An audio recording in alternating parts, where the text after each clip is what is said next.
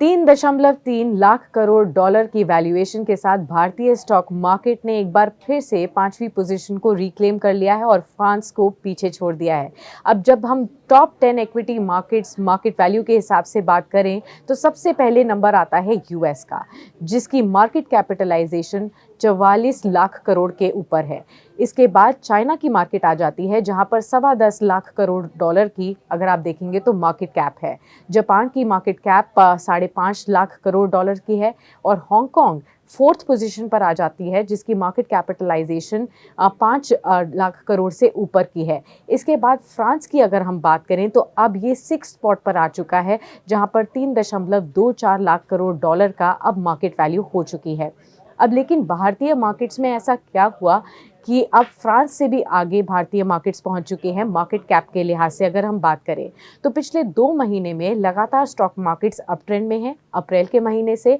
और खास तौर पर जो फॉरेन इंस्टीट्यूशनल इन्फ्लोज देखते हुए हमें दिख रहे हैं, खासतौर पर मैक्रो इकोनॉमिक कंडीशंस हैं। ये 2 ऐसे फैक्टर्स हैं जिनकी वजह से भारतीय स्टॉक मार्केट्स में तेजी देखने को मिली है। इनफैक्ट अगर आप पिछले 2 महीनों की बात करेंगे, फॉरेन इन्वेस्टर्स ने इंडियन मार्केट्स में 6.3 बिलियन डॉलर्स की वर्थ इक्विटीज को खरीदा है पिछले 2 महीनों में। इनफैक्ट अगर आप मई के महीने की भी बात करेंगे तो एवरेज फ्लोज जो रहे हैं फॉरेन इन्वेस्टर्स की तरफ से वो 2000 करोड़ तक के आसपास रहे हैं on a daily basis. In fact FII flows मई के महीने में अब तक 9 मंथ हाइस पर ऑलरेडी पहुंच चुके हैं और 37,316 करोड़ रुपए के ऊपर पहुंच चुके हैं।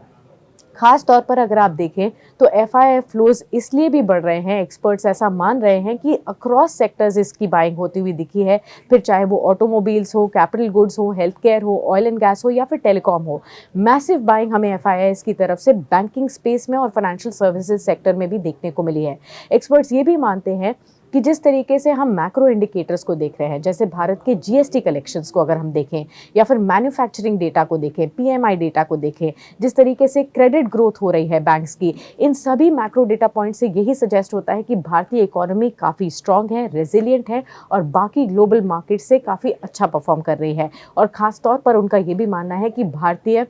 इकोनॉमी 6% तक का जीडीपी ग्रोथ भी दिखा सकती है और अर्निंग्स में भी मिड टीन ग्रोथ्स हो सकते हैं, यानी कि 14% या 15% तक के आसपास की अर्निंग्स ग्रोथ फिस्कल ईयर 2024 में देखने को मिल सकती है। और इसी मैक्रो सेटिंग के बिहाफ पर उनका मानना है कि एफपीआई फ्लोज जो कि भारत में अभी पिछले 2 महीने में देखने को मिले हैं, इसका मोमेंटम आगे भी जारी रह सकता है।